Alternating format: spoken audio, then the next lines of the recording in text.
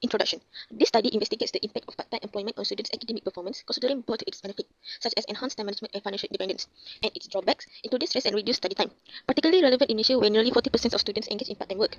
The research seeks to identify patterns that affect academic achievement, mental wellness, and general health. The study aims to provide valuable insights for students, educators, and policymakers by raising awareness of the challenges in balancing work and academic commitments, and developing strategies to minimize negative consequences while maximizing potential advantages. In the background, we have data resource. For data resource, we have two types. This is primary data and secondary data. For primary data, we survey 105 undergraduate students from University Kebangsaan Malaysia, Faculty of Economic and Management. Next is structure questionnaire with three sections. First section is demographic, which has age, gender, and academic programs. Second is academic performance, like CGPA. And third is work and study behavior. In work and study behavior, we have class attendance frequency, study hours, time spent on part-time jobs. For secondary data, we have data quality issue. In data quality issue, we have three, which is missing data, outliers, and small sample size. For missing data, we have incomplete survey response at Jasper, means imputation for continuous variable, and not imputation for categorical variables. Outliers, for explanation, exclude extreme work hour, for example, more than 40 hours.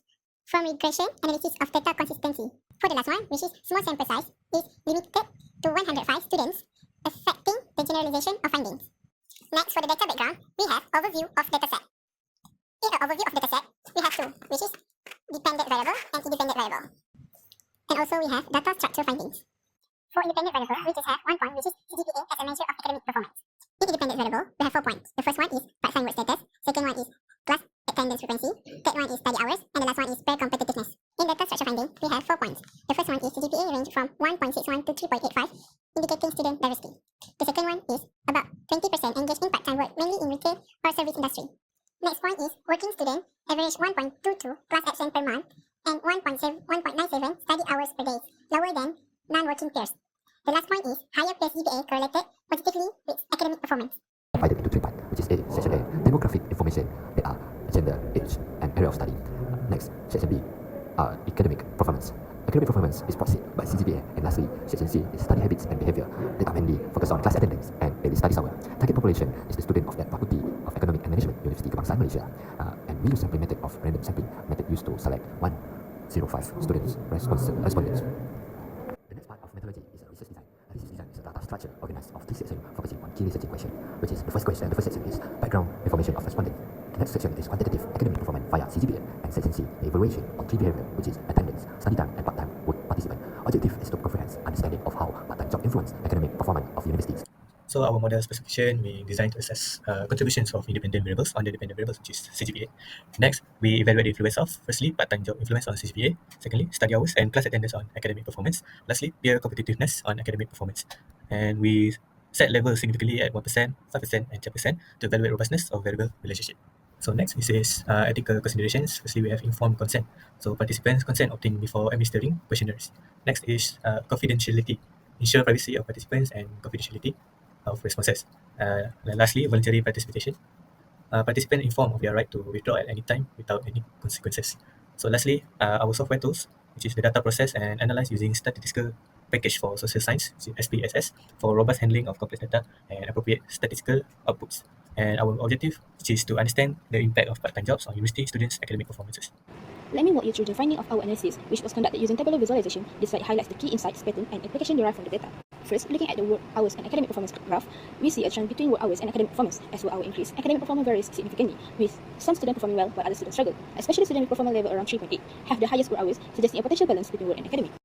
Then, looking at the work hours and stress level, there's a clear correlation. Higher work hours generally align with increased stress level. For example, students with stress level of 9 or 10 tend to work more hours compared to those with stress level below 5. This indicates the need for better stress management in high workload situations. Lastly, we examine the relationship between work hours and sleep. Students with fewer sleep hours, around 5 to 6, tend to have the highest work hours, whereas those with more sleep, 8 to 9 hours, show reduced work hours.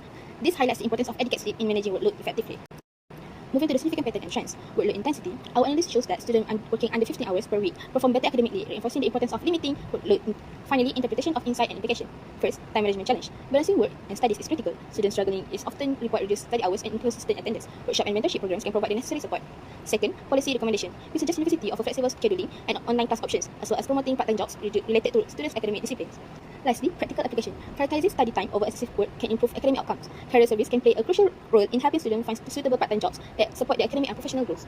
Last is the recommendations for supporting working students. Many students today are balancing work and school. To help them succeed, universities should make some important changes. First, offering flexible scheduling is essential. By providing adaptable class times or online courses, universities can help students manage both their jobs and their studies. Next, universities should encourage employer-student partnerships. By working with employer to align work hour with class schedule, students can better balance commitment. Creating relevant job opportunities is also key. Offering internship and job related to student field of study helps them gain practical experience while still in school.